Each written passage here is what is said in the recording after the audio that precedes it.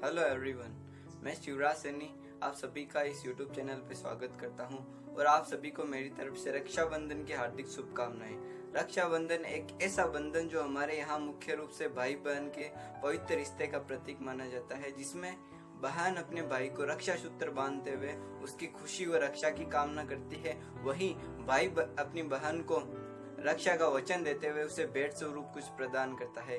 और यह उन अवसरों में से एक है जो हमारे यहाँ परिवार के संगठन को मजबूत बनाने में अपनी महत्वपूर्ण भूमिका निभाता है। लेकिन क्या आपने कभी सोचा है रक्षाबंधन का महत्व भाई बहन के रिश्ते से भी बढ़कर हो सकता है? क्या यह एक धर्म विशेष से संबंधित न होकर इसका बड़ा महत्व है? यदि आपने ये नहीं सोचा तो आपको ये वीडियो जरूर देखना चाहिए। और इसकी शुरुआत हम कुछ पौराणिक कथाओं से करेंगे जिनके माध्यम से हमें इसके महत्व को समझने में आसानी होगी। इन घटनाओं में से एक घटना है जब राजा बलि रसातल लोक में चले गए, तब उन्होंने भगवान विष्णु से अपने समक्ष रहने का वचन मांगा, परंतु जब लक्ष्मी माता उन्हें वैकुंठ लोक वापस ले जाने के लिए आई, तब उन्होंने राजा बलि के राखी बांधकर भगवान विष्णु को भेंट स्वरूप प्राप्त किया था। और इसके अलावा एक कहानी है जब भगवान श्री कृष्ण शिशुपाल से युद्ध कर रहे थे, तब उनकी अंगुली कट गई थी, तो द्रौपदी ने अपने साड़ी का कपड़ा फाड़कर भगवान श्री कृष्ण के हाथ के बांधा था, जिसके कारण रक्त का बहाव रुक गया और भेंट स्वरूप उन्होंने द्रौपदी के चीरहरण के दौरान उसकी रक्षा की थी। और एक धर्म विशेष की धारणा को खंडित करने वाली घटना यह है जब मध्यकाल में चित्तौड़ की रक्षा के लिए रानी कर्णावती ने हुमायूं को राखी भेजी थी। तब हुमायूं ने न तो चित्तौड़ पर खुद आक्रमण किया और गुजरात के बाद बादशाह से चित्तौड़ की रक्षा भी की थी, और ऐसा करके उसने अपने रक्षाबंधन के दायित्व को निभाया था। और इस दिन आपको पता होगा कि गुरु भी अपने शिष्यों को राखी बांधते हैं, और इसके अलावा पुरोहित भी घर घर जाकर हमारे राखी बांधते हैं, जो कि हमारे ज्ञानी जन के प्रति उनकी रक्षा के दायित्वों को याद दिलाता है।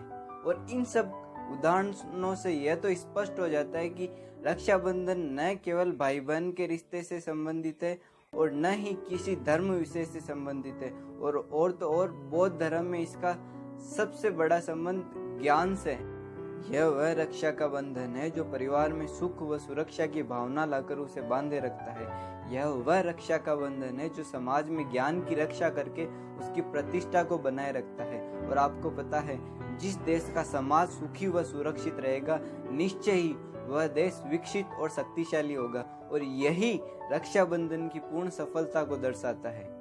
जहाँ बंधन नहीं होता वहाँ उथल पुथल सी मची रहती है। जैसे किसी चौराहे पर ट्रैफिक सिग्नल न होने के कारण वहाँ पे लंबा जाम लग जाता है और लोगों की परेशानी का कारण बनता है। यदि ट्रैफिक सिग्नल हो तो लोग आसानी से नियमों का पालन करके रास्ता पार कर लेते हैं। और इसी प्रकार विभिन्न धर्मों में ऐसे नियम हैं जो व्यक्ति के व्यक्तित्व के पूर्ण विकास में सहायक होते हैं। जैसे हिंदू धर्म में तुलसी के पौधे को लगाना शुभ माना जाता है और उसके पास घी का दिया भी लगाया जाता है। और आपको यह पता होगा कि तुलसी बहुत सारे रोगों में एक रामबाण औषधि के रूप में प्रयोग की जाती है, और उसके पास घी का दीपक इसलिए जलाया जाता है ताकि उसके आसपास रहने वाले कीट पतंगे उस तुलसी के पौधे को हानि न पहुंचा सके।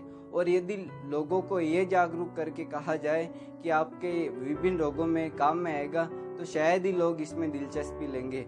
और ये उदाहरण आप लॉकडाउन में दे सकते हैं कि लोगों को पता है कि कोरोना से हमें नुकसान ही होने वाला है यदि हम नियमों का पालन नहीं करेंगे, फिर भी लोग नियमों का पालन नहीं करते। परंतु लेकिन कोई प्रसिद्ध पंडित ऐसा कह देता कि संकट काल के दौरान 21 दिनों तक घर में रहने से और ये फिक्स काम करके दिन में 121 बार राम का नाम लेने से आपकी सारी इच्छाएं पूर्ण होती, तो बहुत सारे लोग इसे भी फॉलो करने लग जाते। ऐसा इसलिए होता है कि जो भी हम त्योहार अवसर मनाते हैं उसका लोगों को रीजन पता नहीं होता है और वह अंधविश्वास के रूप में उसे फॉलो करते रहते हैं। यह लगभग सभी धर्मों में होता है। और यदि हम किसी चीज को इसलिए फॉलो करते हैं कि हमारे पूर्वज भी इसे फॉलो करते थे, तो याद रखना हमारी संस्कृति को नष्ट होने में ज्यादा समय नहीं लगेगा।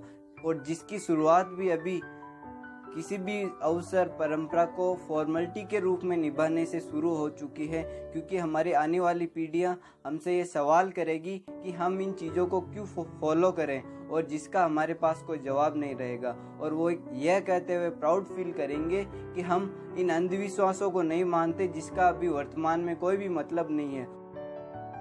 और यदि ऐसा हुआ तो हम जिस भारतीय संस्कृति पर आज गर्व करते हैं वह केवल इतिहास बनकर रह जाएगी।